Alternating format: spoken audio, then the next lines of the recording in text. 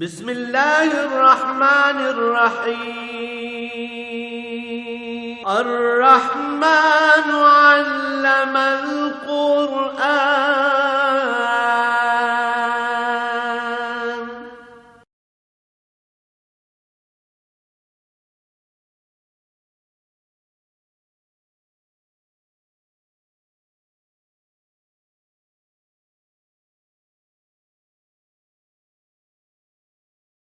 الحمد للہ رب العالمین والصلاة والسلام علی حبیبہ محمد وآلہ وصحبہ اجمعین۔ اعوذ باللہ من الشیطان الرجیم، بسم اللہ الرحمن الرحیم۔ وَلِكُلِّ أُمَّةٍ رَسُولٌ فَإِذَا جَاءَ رَسُولُهُمْ قُضِيَ بَيْنَهُمْ بِالْقِسْطِ وَهُمْ لَا يُظْلَمُونَ۔ وَيَقُولُونَ مَتَىٰ هَٰذَا الْوَعْدُ إِن كُنتُمْ صَادِقِينَ قُل لَّا أَمْلِكُ لِنَفْسِي ضَرًّا وَلَا نَفْعًا إِلَّا مَا شَاءَ اللَّهُ لِكُلِّ أُمَّةٍ أَجَلٌ إِذَا جَاءَ أَجَلُهُمْ فَلَا يَسْتَأْخِرُونَ سَاعَةً وَلَا يَسْتَقْدِمُونَ قُلْ أَرَأَيْتُمْ إِنْ آتَاكُمْ عَذَابُهُ بَيَاتًا أَوْ نَهَارًا مَاذَا يَسْتَعْجِلُ مِنْهُ الْمُجْرِمُونَ ثم إذا ما وقع آمنتم به الآن وقد كنتم به تستعجلون ثم قيل للذين ظلموا ذوقوا عذاب الخلد هل تجزون إلا بما كنتم تكسبون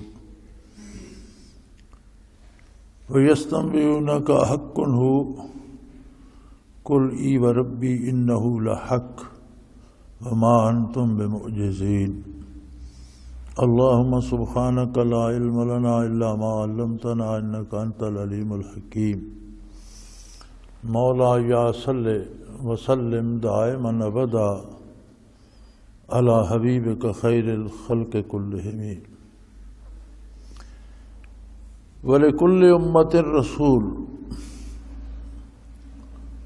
فرمایا ہم نے ہر امت میں رسول بھیجا ہے، ہر امت میں پیغمبر بھیجا ہے،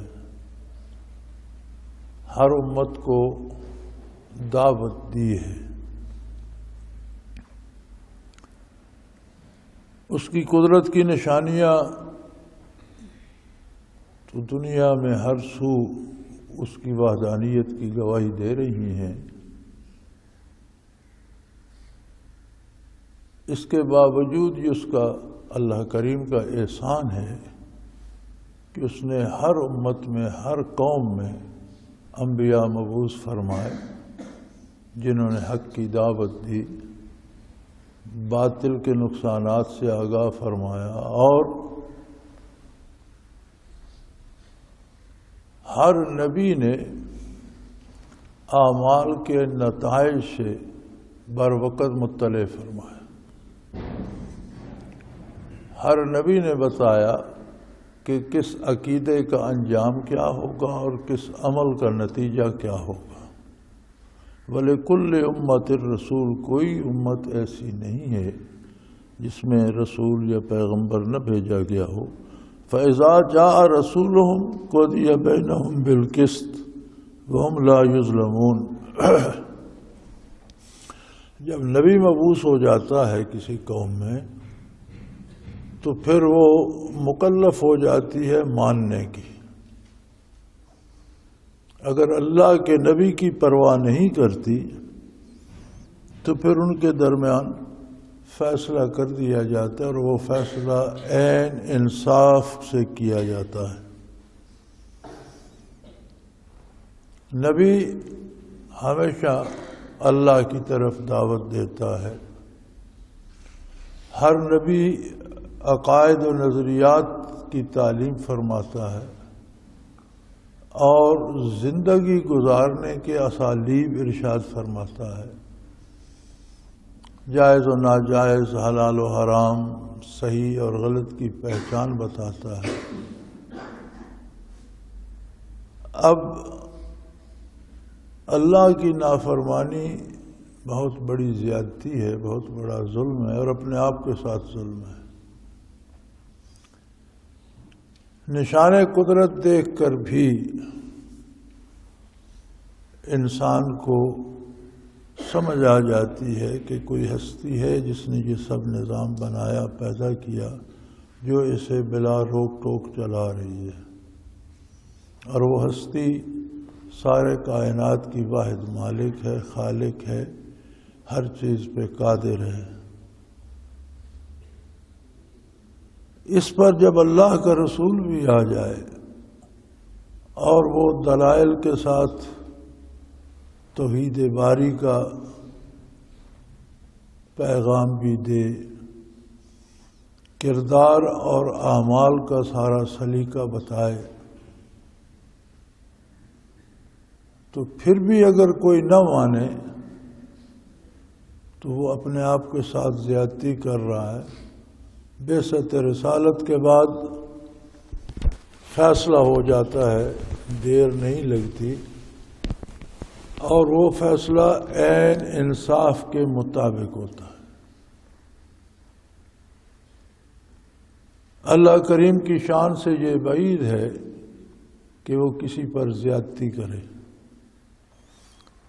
اللہ کریم زیادتی نہیں کرتے، لیکن لوگ اپنے آپ کے ساتھ اتنی زیادتی کر چکے ہوتے ہیں کہ جب اس کا انجام بھگتنا پڑتا ہے تو پھر بہت تکلیف، بہت دکھ ہوتا ہے۔ وَيَقُولُونَ مَتَىٰ هَٰذَا الْوَعْدُ إِن كُنتُمْ صَادِقِينَ، اور لوگوں نے، قوموں نے جب نبی مبعوث ہوئے تو عجیب بات کی، اس پہ غور کرنے کی بجائے کہ ان کے دلائل کتنے صحیح ہیں، سچے ہیں، کتنی سچائی کی طرف دعوت دے رہے ہیں، کتنے حقائق پہ مبنی ہیں، الٹا کہنے لگے کہ اگر آپ کہتے ہیں قیامت تو ہوگی اور قیامت کو حساب کتاب ہوگا، عذاب ثواب ہوگا، تو متى هذا الوعد، کب ہے وہ وعدہ، کب ہے قیامت؟ ان کنتم صادقین، اگر آپ سچے ہیں تو پھر قیامت دکھائیں، ہمیں قائم کر کے دکھائیں، دیکھیں تو صحیح۔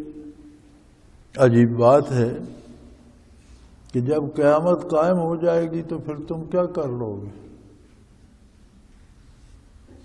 نبی صلی اللہ علیہ وسلم کا ایک ارشاد ہے،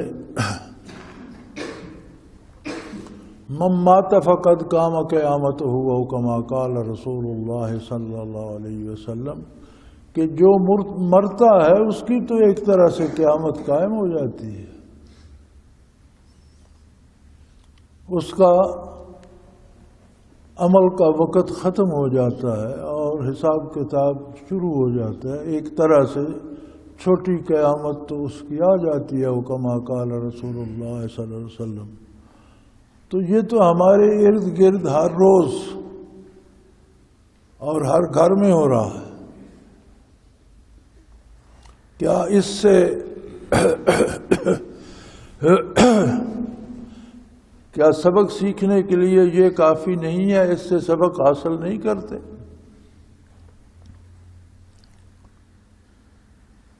اور بجائے اس کے کہ دلائل سے جواب دیں، کوئی دلیل پیش کریں کہ آپ کی تعلیمات میں یہ کمی ہے یا یہ صحیح نہیں ہے، کہہ دیتے ہیں اچھا ٹھیک ہے، اگر قیامت ہے تو پھر قائم کر کے دکھائیے۔ قُل لَا أَمْلِكُ لِنَفْسِي ضَرًّا وَلَا نَفْعًا إِلَّا مَا شَاءَ اللَّهُ، فرمایا میرے حبیب نے کہہ دیجئے کہ بحیثیت مخلوق میں بھی اللہ کی مخلوق ہوں، اور میرے جو فیصلے ہوتے ہیں، جس طرح ساری مخلوق کے فیصلے دست قدرت باری میں ہیں، اللہ کریم فرماتے ہیں، اسی طرح میرے فیصلے بھی اللہ ہی کے دست قدرت میں ہیں۔ کب مجھے دنیا میں تشریف لانا تھا، میری صحت کیسی ہوگی، میری عمر کتنی ہوگی، میری صورت کتنی حسین و جمیل ہوگی، میرا وجود کیسا ہوگا، مجھے دنیا میں کیا حوادث پیش آئیں گے، اور میں دنیا سے کب رخصت ہوں گا، یہ جتنے فیصلے تمام انسانوں کے جس طرح اللہ کریم کے دست قدرت میں ہیں، میرے بھی اسی طرح اللہ کے دست قدرت میں ہیں۔ میرے ذاتی فیصلے بھی وہی کرتا ہے۔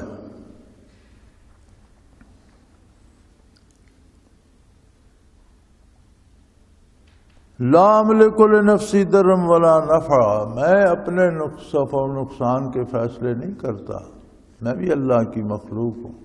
تو جب میرے فیصلے اللہ کریم فرماتا ہے تو تمہارے فیصلے تو میں نے نہیں کرنے، اسی ذات بے ہمتا نے کرنے، ہر ایک کا فیصلہ اسی نے کرنا ہے۔ الا ماشاء اللہ، اور اس کے سوا کچھ نہیں ہو سکتا مگر صرف وہ ہوتا ہے جو اللہ چاہے۔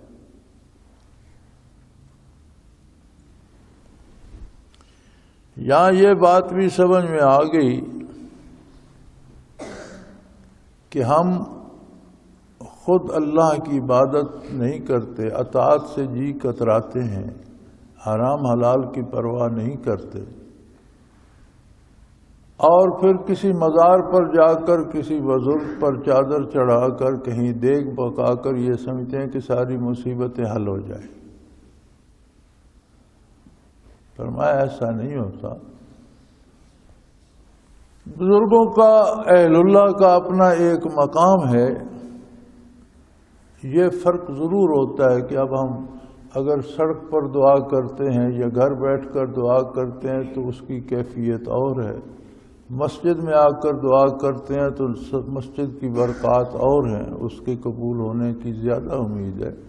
اسی طرح کسی بزرگ، کسی ولی اللہ کے پاس جا کر یا اس کے مزار کے پاس جا کر اللہ سے دعا کرتے ہیں تو امید کی جا سکتی ہے کہ اس میں اس کی برکات بھی شامل ہوں، لیکن فیصلہ کسی ولی اللہ نے نہیں کرنا، اللہ نے کرنا ہوگا، وہی جو اللہ چاہے گا۔ اور اللہ کریم نے بڑا صاف اور واضح فرما دیا ہے کہ اگر میری ذات کے بارے پوچھتے ہیں تو کہہ دو میں تو تمہارے پاس ہوں۔ اجیب الدعوۃ الداعی اذا دعان، جو کوئی دعا کرتا ہے اس کی دعا قبول کرتا ہوں، قبول فرماتا ہوں۔ فَلْيَسْتَجِيبُوا لِي، دعا مانگنے سے پہلے ذرا یہ بھی سوچو تم میری باتیں کتنی مانتے ہو، اپنی منوانے کی امید رکھتے ہو کہ ہم جو دعا کر رہے ہیں وہ اللہ کریم قبول فرمائے، تو جو میرے احکام ہیں ان کا کتنا قدر کرتے ہو، ان کی کتنی قدر کرتے ہو اور ان کو کس قدر مانتے ہو۔ فَلْيَسْتَجِيبُوا لِي، تم بھی تو میری بات مانو، وَلْيُؤْمِنُوا بِي، مجھے اپنا پروردگار، مجھے اپنا معبود برحق، مجھے اپنا خالق، مجھے اپنا اللہ الہ اور معبود تو مانو۔ اور تم مخلوق ہو کہ اگر میری پرواہ نہیں کرتے تو مجھے خالق ہو کر تمہاری کیا پرواہ ہے۔ اب جب براہ راست اللہ کریم کے سامنے ہمیں ہاتھ اٹھانے ہوتے ہیں تو ہمیں اپنی زندگی اور اس کا طریقہ اور اپنے گناہ اور اپنی برائیاں ہاتھ نہیں اٹھانے دیتی۔ بدعمالیوں سے ایمان کمزور ہو جاتا ہے، اللہ پر بھروسہ ختم ہو جاتا ہے، پھر جھوٹے سہارے ڈھونڈتا ہے بندہ اور مختلف چیزوں سے امیدیں لگاتا ہے۔ آج اس دور میں بھی جب اتنی علوم انسان حاصل کر چکا ہے اور اتنی ترقی کر چکا ہے مختلف شعبہ علوم میں اور سائنس میں اور دیگر چیزوں میں، میڈیکل میں، دوسرے شعبوں میں کتنی ترقی کر چکا ہے، اس ساری ترقی نے اسے اللہ سے آشنا نہیں کیا۔ لیکن عجیب بات ہے کہ اس سارے میں، اس ساری روشنی کے باوجود بتوں کی پوجا پہ جمع ہوا ہے۔ کیسی عجیب بات ہے کہ علم کا کام تو تھا کہ انہیں اللہ کی عظمت کا احساس دلواتا، انسانوں کو عظمت الہی کا یقین دلواتا، کیا انہیں سائنس یہ نہیں بتاتی کہ یہ جو بت تم پوج رہے ہو یہ تو مادے سے بنا، تم نے خود ہی کاٹ چھانٹ کر بنائے ہیں، چھینیاں تھوڑوں سے اور تیشیاریوں سے کاٹ کاٹ کر انہیں کوٹ کر بنائے۔ اسی پتھر کو اگر تم عام دیوار میں لگا دیتے تو عام دیوار کا پتھر ہوتا، اسی کو غسل خانے میں لگا دیتے تو وہیں پڑا رہتا، اور اسی کو تم نے معبود بنا کر سامنے بٹھا لیا۔ یہ سارے مادی علوم انہیں یہ کیوں نہیں بتاتے؟ اس لیے کہ مادی علوم جتنے بھی ہیں ان کا تعلق دماغ سے ہے سوائے دین کے، دینی علوم کا تعلق دل سے ہے،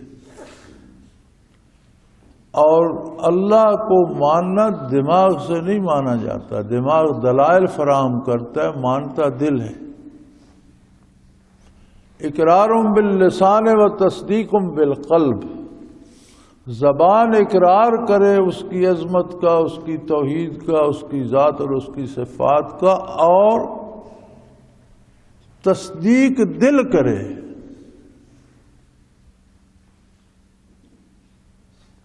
عقل تو ایک مادی شے ہے، مادی وجود کی مادی ضروریات کو پورا کرنے کا سبب۔ عقل کا کام تو ہے کہ لباس تلاش کرے، غذا تلاش کرے، آمدن کے ذرائع تلاش کرے، گرمی سردی سے بچاؤ کے ذرائع تلاش کرے، گھر بنائے، بچے پالے، یہ سارے دماغ کے کام ہیں۔ اللہ پر ایمان لانا یہ دل کا کام ہے، اور دماغ ہمیشہ دل کے تابع ہوتا ہے۔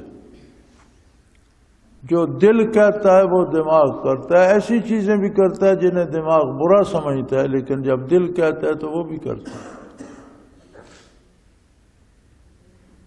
دماغ کا اختیار نہیں ہوتا،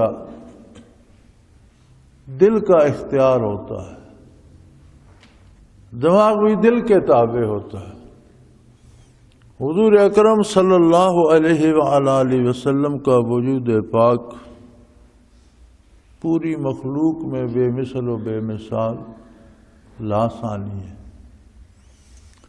آپ کا دماغ عالی بھی کائنات میں جتنی مخلوق آئی ان سب سے بڑھ کر اعلیٰ اور ارفع ہے، لیکن جب نزول قرآن ہوتا ہے تو حضور کے قلب اطہر پر ہوتا ہے، دماغ عالی پہ نہیں ہوتا۔ قرآن کا نزول قلب اطہر پر ہوتا ہے، اور کلام باری کو سمجھنا قلب کا کام ہے۔ قلب کی حیات ہے نور ایمان، ایمان لانے سے زندہ ہوتا ہے اور اطاعت سے صحت مند ہوتا ہے۔ جتنا کوئی اتباع کرتا ہے شریعت کا، سنت کا، احکام الہی کا، اتنا قلب مضبوط ہوتا جاتا ہے، اپنی حیات میں صحت مند ہوتا جاتا ہے، اور جتنا قلب صحت مند ہوتا ہے اتنی ایمان میں زیادتی آتی چلی جاتی ہے۔ زادہم فی ایمانہم، ایمان میں زیادتی ہوتی ہے۔ اور اگر کردار غلط ہو جائے، اللہ کی نافرمانی کی جائے، تو اس سے قلب بھی کمزور پڑنا شروع ہو جاتا ہے، اور جب قلب کمزور ہوتا ہے تو ایمان کمزور ہوتا ہے۔ بعض پھر گناہ ایسے ہیں کہ کرتے کرتے کرتے قلب پورا سیاہ ہو جائے تو بندہ ایمان سے خارج ہو جاتا ہے اور ناحق اور باطل فرقوں میں چلا جاتا ہے۔ مسلمانوں کے گھر پیدا ہوا، نیک لوگوں کے گھر پیدا ہوا، نیک ماں کی گود میں پرورش پائی، نیک باپ کے سائے میں جوان ہوا، تو یکا یک فرقے باطلہ میں کیوں چلا جاتا ہے؟ وہ اس کا اپنا کردار اس کا سبب بنتا ہے۔ اگلے دن ایک شخص مجھ سے ملنے آیا، آسٹریا سے، روم سے آیا ہوا تھا۔ میں کچھ باتیں پوچھنا چاہتا ہوں۔ میں نے کہا فرمائیے اسلام میں اتنے فرقے کیوں ہیں؟ میں نے کہا آپ سے کس نے کہا اسلام میں فرقے؟ فرقے اسلام میں نہیں ہیں، فرقے انسانوں میں۔ جب کوئی اسلام کی راہ سے بھٹکتا ہے تو دوسری کوئی مستند راہ نہیں ہے، پھر وہ اپنی رائے سے ایک راہ اختیار کر لیتا ہے۔ اللہ کے رسول کی طرف سے جو راستہ ہے وہ اسلام ہے۔ نبی کریم صلی اللہ علیہ وسلم نے ایک لائن بنائی زمین پر بالکل سیدھی، پھر اس سے بہت سی لائنیں دائیں بائیں نکالی اور فرمایا جتنے راستے نکل رہے ہیں یہ باطل ہیں، صرف دین حق اللہ کا سیدھا راستہ ہے۔ تو میں نے کہا یہ تفریق اسلام میں نہیں ہے، یہ تفریق انسانوں میں ہے۔ جب بھی کوئی اپنے گناہوں، اپنی برائیوں، اپنی بدعمالیوں کی وجہ سے بھٹکتا ہے تو کسی نہ کسی باطل فرقے کی راہ اختیار کر لیتا ہے۔ تو پھر کہنے لگے نہیں جی یہ دیوبندی، بریلوی، فلاں فلاں۔ میں نے کہا بھائی دیوبندی، بریلوی، اہل حدیث یہ وہ لوگ ہیں جو سارے اہل سنت ہیں، ان میں اصول میں کوئی اختلاف نہیں۔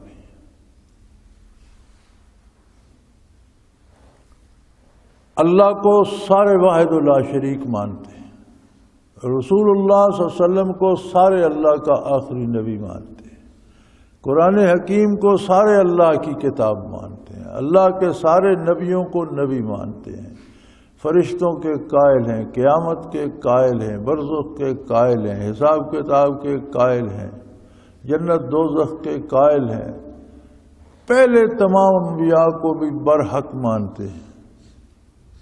پھر اختلاف کہاں آیا؟ احکام کو بھی مانتے ہیں، آگے احکام کی تشریحات ہوتی ہیں جنہیں فروعات کہا جاتا ہے، فروعات کا اختلاف کوئی اختلاف نہیں ہوتا، ہر آدمی اپنی استعداد کے مطابق سمجھتا ہے اور اس حکم کی روح کے مطابق عمل کرتا ہے۔ تو ان تمام لوگوں میں فروعات کے اختلاف ہے۔ اصل کا اختلاف یہ ہے کہ کوئی اللہ کریم کو نہ مانے، یا کوئی اللہ کے نبی کو نہ مانے، یا کوئی قیامت کو، ضروریات دین میں سے کسی کا انکار کرے تو وہ اسلام سے خارج ہو گیا۔ ضروریات دین کا انکار نہیں کرتا تو پھر یہ اختلاف تو صحابہ کرام میں بھی تھا، کوئی آمین بالجار کہتے تھے، کوئی نہیں کہتے تھے، کوئی ہر تکبیر پہ رفع یدین کرتے تھے، کوئی صرف تکبیر اولیٰ پہ رفع یدین کرتے تھے۔ تو یہ فروعات کا اسے آپ اختلاف نہ کہیں۔ اور پھر بڑی عجیب بات یہ ہے کہ لوگوں کا عالم یہ ہے کہ کسی برائی کی دلیل نہیں مانگتے، اس کا جواز کیا ہے؟ نیکی پر دلائل مانگتے ہیں کہ اس کی کیا دلیل ہے۔ کتنی برائیاں سر بازار ہوتی ہیں، جوا کھیلا جاتا ہے، شرابیں پی جاتی ہیں، گانے بجانے کیے جاتے ہیں، خرافات ہوتی ہیں، چور بازاری ہوتی ہے، اور اب تو قتل و غارت بھی ایک شغل بن گیا ہے۔ اس پہ کوئی دلیل نہیں مانگتا کہ اس کی دلیل کیا ہے، کیوں ہو رہا ہے۔ حقائق پہ، شریعت پہ، سنت پہ، قرآنی احکام پہ، اچھا جی اس کی دلیل کیا ہے، ہر بندہ پوچھ رہا ہوتا ہے۔ اللہ کا ذکر کیوں کرتے، اس کی دلیل کیا ہے؟ بھلا تم یہ بتاؤ اللہ کو بھولتے کیوں، اس کی دلیل کیا ہے؟ اللہ کو یاد کرنے کی تو دلیلیں مانگ رہے ہو، تو تم جو اللہ کو بھولے ہوئے اس کی دلیل کیا ہے؟ یہ کوئی نہیں سوچتا۔ تو فرمایا کہ اٹھتے ہیں، بتاؤ بھئی کب ہے قیامت، یہ وعدہ کب ہے، اگر آپ سچے ہیں تو بتائیں قیامت کب ہے۔ فرمایا نے فرما دیجئے میرے حبیب، قیامت قائم کرنا اس کا اپنا کام اور اس کا اپنا فیصلہ ہے، اور کب ہے وہ جانتا ہے۔ میرا کام قیامت قائم کرنا نہیں ہے، میرا کام تمہیں اللہ کی طرف دعوت دینا ہے۔ رہی یہ بات کہ میں نے فیصلہ کرنا ہے، میں تو اپنے آپ کے بارے بھی فیصلے میرے اللہ کریم کرتا ہے۔ بحیثیت مخلوق میں بھی مخلوق ہوں، نہ میں اس کی ذات میں شریک ہوں نہ اس کی صفات میں شریک ہوں۔ میرے بارے بھی فیصلے اللہ کریم فرماتا ہے تو تمہارے بارے فیصلے میں نے کرنے، میں نے تو تمہیں دعوت اللہ دینی ہے، جو مانے گا وہ اجر پائے گا، جو نہیں مانے گا انکار کی سزا پائے گا۔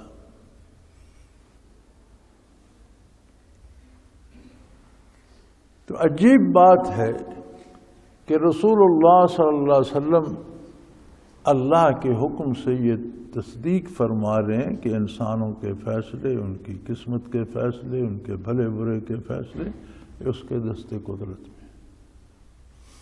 آپ خود بھی دعا فرمایا کرتے تھے اور امت کو بھی دعا کی تلقین فرمائی کہ ہر معاملہ رب العالمین سے کرو، جو چاہیے۔ اگر آپ کا ایک ارشاد عالی کا مفہوم ہے کہ جوتے کا تسمہ ٹوٹ جائے تو اللہ سے مانگو، یعنی کوئی حقیر سے حقیر چیز بھی چاہیے تو اللہ کریم سے مانگو، مخلوق کے آگے ہاتھ پھیلانے کا کوئی فائدہ نہیں۔ اور لوگ ہیں کہ اللہ کو ماننے کے لیے تیار نہیں، اور پتھر کے بتوں سے اور کچھ موہوم بتوں سے جن کا وجود ہی کوئی نہیں، ان سے امیدیں لگائے بیٹھے۔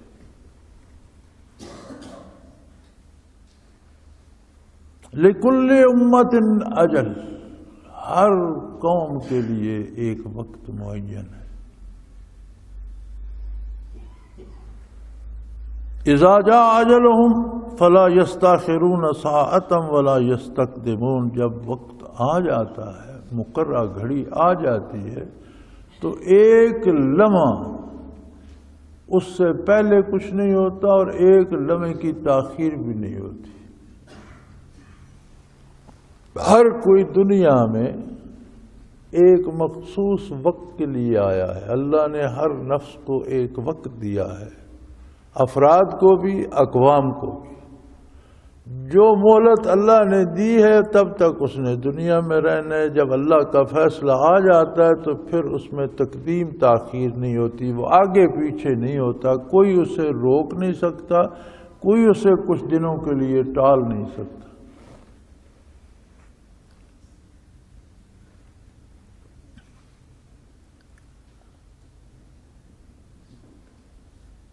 انسانوں کے وجود میں آنے سے پہلے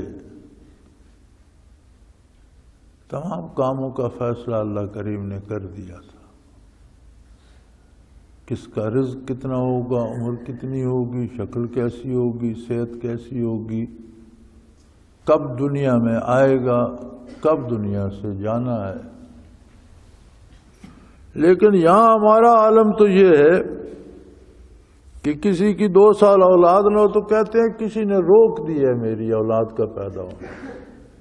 جسے رب پیدا کرنا چاہتا ہے یار، اسے کون روک سکتا ہے؟ روکنے والے جو پیدائش کو روکتے ہیں، کسی کی موت کو کیوں نہیں روکتے؟ جب کسی کا دم نکل رہا ہو تو یہ روکنے والے اس کی موت کو روک دیں اور اسے 2-4 سال اور دلا دیں۔ ایسا تو کوئی نہیں کرتا۔ تو اگر ایسا نہیں کرتا تو پیدائش کو کیسے روک سکتا ہے؟ جو روزی اللہ عطا فرماتا ہے اسے کون ہے جو روک لے گا؟ اور جو چیز اللہ نہیں دینا چاہتا کون زبردستی لے کر دے گا؟ یہ ساری خرافات ہم میں اس لیے آ گئی ہیں کہ ہم نے اللہ کی اطاعت چھوڑ رکھی ہے۔ الحمدللہ کلمہ طیبہ تو ہمیں مسلمانوں کو گھر پیدا ہونے کی وجہ سے وراثت نصیب ہو گیا، یہ بھی اللہ کا احسان ہے بہت بڑا۔ لیکن اس پر یقین وہ تو ہمارے اپنے کردار کا محتاج ہے نا۔ تو جب کردار صحیح نہیں ہوگا تو یقین مجروح ہوگا۔ جب اللہ سے یقین کمزور پڑے گا تو پھر مختلف چیزیں جن سے ہم امیدیں وابستہ کر لیں گے وہی بت بن جائیں گے۔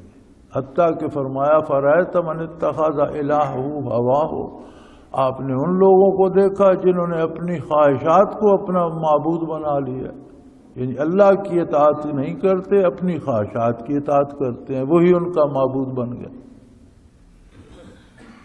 سو فرمایا ہر قوم کے لیے ایک معین وقت ہے، جب ان کا وقت مقرر آ جاتا ہے تو اس میں نہ ایک پل کی نہ تقدیم ہوتی ہے نہ تاخیر، ہر کوئی اپنے وقت پہ جا رہا ہے۔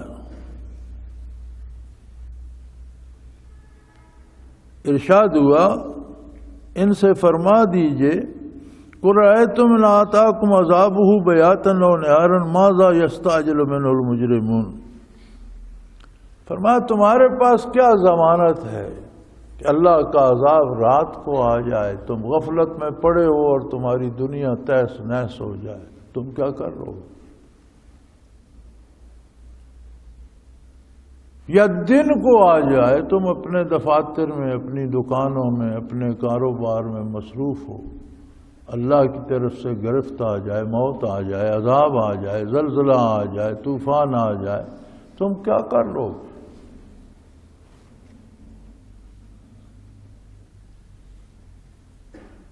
ماذا یستعجل منہ المجرمون، فرمایا ان بدکاروں کو اس کی کیا جلدی ہے کہ فوراً قیامت قائم ہو؟ یہ جو کہتے ہیں کر دکھائیں جی قیامت قائم، انہیں کیا جلدی ہے؟ یہ فیصلے تو اللہ کریم کے ہیں۔ ثم اذا ما وقع آمنتم بہ، جب قیامت آ جائے گی، جب مصیبت آ جائے گی، جب اللہ کی گرفت آ جائے گی، تو پھر تم کیسے مانو گے؟ جب تباہی آ جائے گی، جب کچھ باقی نہیں رہے گا، تو پھر مانو گے کیسا؟ اور اس وقت اگر تم نے کہا کہ ہم نے جی دیکھ لیا، ہم مانتے ہیں، تو ارشاد ہوگا الآن وقد کنتم بہ تستعجلون، اب مانتے ہو؟ تو جب ماننے کا وقت تھا اس وقت تو کہتے تھے کب ہوگی، کر کے دکھاؤ۔ اب ماننے کا کیا فائدہ؟ ماننے کا وقت تو گزر چکا۔ جب موت قریب آتی ہے، برزخ سامنے آ جاتا ہے، آدمی زندہ ہوتا ہے اور اسے فرشتے نظر آنے لگتے ہیں، آخرت کے مناظر نظر آنے لگتے ہیں، اس وقت توبہ کا وقت گزر چکا ہوتا ہے، کیونکہ ایمان بالغیب مطلوب ہے۔ اللہ کو بن دیکھے مانے، اللہ کے نظام کو بن دیکھے مانے، نبی کے کہنے پر۔ جب قیامت قائم ہوگی پھر کس کو جرأت ہوگی؟ جب اللہ کی بارگاہ میں سب حاضر ہوں گے تو کون کہے گا میں اللہ کو نہیں مانتا؟ جب جنت دوزخ سامنے ہوگی تو کون کہے گا میں نہیں مانتا ہوں؟ لیکن اس وقت ماننا جو ہے اس کی ضرورت نہیں ہے، وہ مفید نہیں ہے۔ دیکھ کر تو ہر کوئی مانے گا۔ کافر کہیں گے یا اللہ ہمیں اب دنیا میں بھیج دے، دیکھ ہم تیری کس طرح اطاعت کرتے ہیں۔ فرمایا اس وقت اطاعت کرنی تھی جب میرے نبیوں نے تمہیں اطاعت کی دعوت دی۔ اب جہنم جنت دیکھ کر، برزخ دیکھ کر، فرشتے دیکھ کر اب تو تم مانو گے۔ اب جو چیز سامنے ہے اس کے نہ ماننے کا کیا سوال پیدا ہوتا ہے؟ لیکن اب کا ماننا مفید نہیں ہے، تب ماننا تھا جب تم دنیا میں تھے، مکلف تھے، تو ہمارے پاس نبی اور رسول آئے، اس وقت ماننا۔ اور یاد رکھیں ہم جو کہتے ہیں ہم اللہ کو مانتے ہیں، اللہ کے نبی صلی اللہ علیہ وسلم کو مانتے ہیں، یہ درست ہے، اللہ قبول فرمائے، لیکن اس کا مدار ہمارے اعمال پر ہے۔ جتنی ہم اطاعت کرتے ہیں اتنا ہم مانتے ہیں۔ فیصلہ اس پر ہوگا کہ ہم نے کتنی اطاعت کی، جتنا اتباع کیا اتنا مانا۔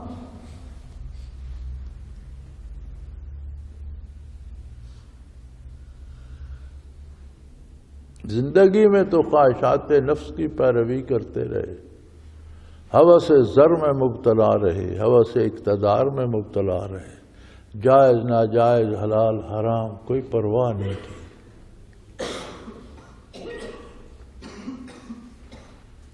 تو پھر کیا مانا؟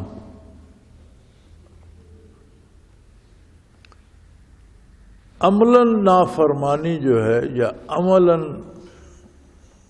اطاعت نہ کرنا جو ہے، یہ اس بات کی دلیل ہے کہ ہم نہیں مانتے۔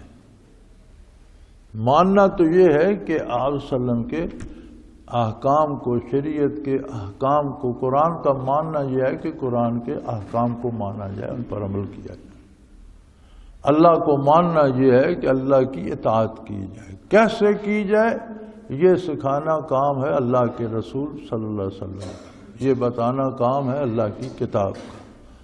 یہ بتانا کام ہے وارثان رسول صلی اللہ علیہ وسلم کا اور اللہ کے بندوں کا جو اللہ کا پیغام ہر پل ہر جگہ ہر گھڑی پوری دنیا میں پہنچا رہے ہیں. کتنے خوش قسمت ہیں وہ لوگ جو خود بھی عمل کر رہے ہیں اور دوسروں کی عمل کو بھی عمل کی دعوت دے رہے ہیں.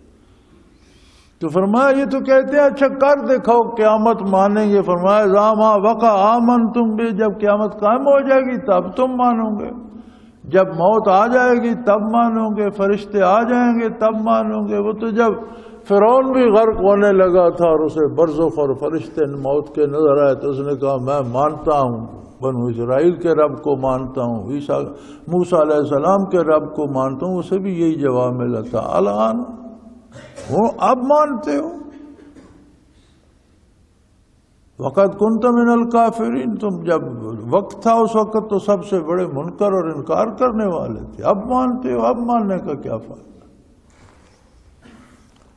غرغرہ موت جب شروع ہو جائے تو پھر توبہ قبول نہیں ہوتی کیونکہ برزخ منکشف ہو جاتا ہے. اور دیکھ کر ماننا تو نہیں، ایمان بالغیب شرط ہے. لیکن یہاں بھی علماء حق لکھتے ہیں کہ مومن کے ساتھ یہ بھی کرم ہے اللہ کا کہ غرغرہ موت شروع ہو جائے تو اس وقت بھی توبہ کر لے تو اللہ قبول کر لیتے اور سارے گناہ معاف کر دیتے.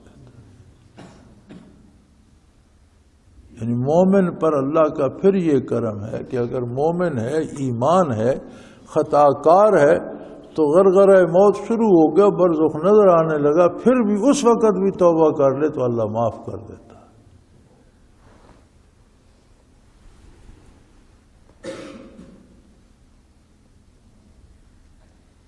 ثم قیل للذین ظلموا ذوقوا عذاب الخلد هل تجزون الا بما کنتم تکسبون. وہ وقت تو وہ ہوگا جب ماننے منوانے کی بات نہیں ہوگی بلکہ ظلم کرنے والوں اور بدکاروں سے ارشاد ہوگا ذوقوا عذاب الخلد، اب ہمیشہ ہمیشہ کے عذاب میں مزے کرو، اب ہمیشہ ہمیشہ کا عذاب چکھو.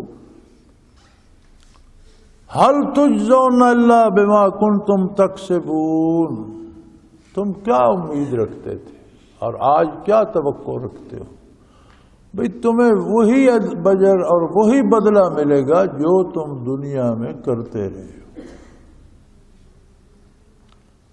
اگر کسی نے جو بوئے ہیں تو وہ اس امید پر نہ جائے کہ میں گندم کاٹوں گا. گندم از گندم بے رویت جو بے جو از مقافات عمل غافل مشو. گندم از گندم بے رویت جو سے جو از مقافات عمل غافل مشو. اے انسان، گندم بیجنے سے گندم پیدا ہوتی ہے اور جو بیجنے سے جو اگتے. لہذا اعمال کا جو بدلہ ہے، مقافات عمل جو ہے یعنی عمل کی جو جزا ملتی ہے اس سے غافل نہ ہو. اگر تو برائی اور بدکاری کرے گا تو اس پر سزا مرتب ہوگی، انعام تو نہیں ملے گا. نیکی کرے گا تو اس پر اللہ نیک صلا دیں گے، انعام ملے گا.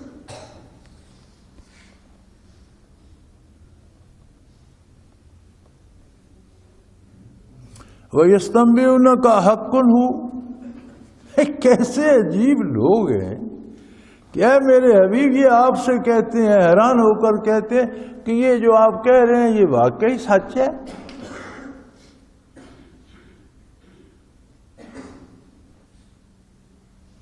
کیسی عجیب بات ہے کہ لوگوں کو محمد الرسول اللہ صلی اللہ علیہ وسلم پہ یقین نہیں آتا. وہ ہستی جس کی 40 برس زندگی قبل از نبوت تمہارے درمیان بسر ہوئی. آدمی لڑکپن میں لاپرواہی کرتا ہے، جوانی میں خطائیں کرتا ہے، جھوٹ بھی بول لیتا ہے، زیادتی بھی کسی سے کر لیتا ہے، لڑ پڑ بھی لیتا ہے. آپ کا بچپن سے لے کر 40 سال سے تو کہولت شروع ہو جاتی ہے، جوانی ڈھل جاتی ہے. 40 برس آپ نے جس قوم میں بسر فرمایا اور فرمایا میری زندگی میری نبوت کی دلیل ہے، کوئی ایک غلطی، کوئی ایک جھوٹ، کوئی ایک برائی 40 برس میں ثابت کر کے دکھاؤ. تو جس ہستی نے 40 برس میں کسی انسان پر جھوٹ نہیں بولا، 40 برس کے بعد اچانک اللہ پر جھوٹ بولنا شروع کر دے۔ قرآن نے آپ کی عمر عزیز کو دلائل نبوت میں ارشاد فرمایا ہے کہ آپ کے نبی ہونے کی دلیل آپ کی عمر رفتہ ہے۔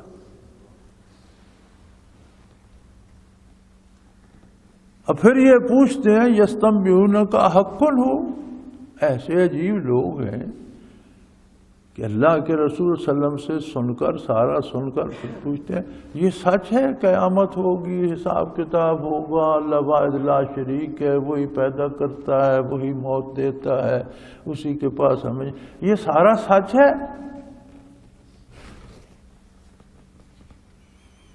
فرما دیجئے کل ای وربی، ہاں یہ بالکل سچ ہے اور میرے پروردگار کی قسم انہ لحق، یہ سارا حق ہے، سارا سچ۔ اس پروردگار کی جو رب العالمین ہے، جو سارے نظام کا خالق ہے، مالک ہے، چلا رہا ہے، وہی اس بات پہ گواہ ہے کہ لوگوں یہ سب کچھ جو میں بتا رہا ہوں یہ سارا حق ہے اور یہ عین سچائی ہے جس میں رئی برابر شبہ نہیں۔ وما انتم بمعجزین، تم مانو یا نہ مانو اسے روک نہیں سکو گے۔ تمہارے نہ ماننے سے کیا تمہاری موت ٹل جاتی ہے؟ اسی طرح قیامت تمہارے نہ ماننے سے ٹل نہیں جائے گی، تم مانو یا نہ مانو۔ وما انتم بمعجزین، تم اسے روک نہیں سکو گے، اس سے بھاگ نہیں سکو گے، اس کی گرفت سے نکل نہیں سکو گے، اور جو کچھ فرمایا گیا وہ سارا حق ہے اور اسی طرح واقع ہوگا۔ وآخر دعوانا ان الحمدللہ رب العالمین۔ اللہ اللہ اللہ اللہ اللہ اللہ اللہ اللہ۔ حضرت امیر محمد اکرم آوان مد ذلہ العالی دارالعرفان منارہ ضلع چکوال میں سالہ سال سے قرآن و حدیث کے اوپر خطابات کر رہے ہیں اور سلسلہ نقشبندیہ اویسیہ کے مطابق لوگوں کو ذکر الہی کی تربیت دے رہے ہیں۔ وہ قرآن پاک کی تفسیر ترتیب وار بیان کر رہے ہیں۔ تفسیر قرآن کو وہ موجودہ ملکی اور بین الاقوامی حالات کے مطابق بیان کرتے ہیں۔ موٹر وے سے کلر کہار کے انٹرچینج سے نکلتے ہوئے، کلر کہار کی جھیل سے ہوتے ہوئے، میانی، بوچھال اور نور پور سے گزرتے ہوئے دارالعرفان منارہ پہنچ سکتے ہیں۔ حضرت امیر محمد اکرم آوان نے بچیوں اور بچوں کی دینی اور دنیاوی تعلیم کے لیے سقارہ اکیڈمی کے نام سے ایک درسگاہ بھی قائم کی ہے، جس کا افتتاح ملک پاکستان کے صدر جنرل محمد ضیاء الحق نے اپنے دست مبارک سے کیا تھا۔ وہ تمام احباب جو اسلام کی طلب رکھتے ہیں ان سے گزارش ہے کہ دارالعرفان منارہ ضلع چکوال میں امیر محمد اکرم آوان صاحب کے خطابات سے مستفید ہوں۔ وہ ہر جمعے کو نماز سے پہلے بیان فرماتے ہیں۔ ہر ماہ کی پہلی اتوار کو ماہانہ اجتماع ہوتا ہے جس میں آپ خصوصی خطاب فرماتے ہیں اور پاکستان کے چاروں صوبوں سے احباب اس اجتماع میں شرکت کرتے ہیں۔ اس کے علاوہ یہاں سال میں 2 مرکزی اجتماعات بھی ہوتے ہیں، ایک رمضان المبارک میں اعتکاف کا اجتماع اور دوسرا جولائی اور اگست میں 40 دن کا اجتماع ہوتا ہے جس میں روحانی تربیت کی جاتی ہے۔ اپنا خون سیماب دے کر اتنا ہم کر جائیں گے، نام آقا کا چمن میں پھر رقم کر جائیں گے۔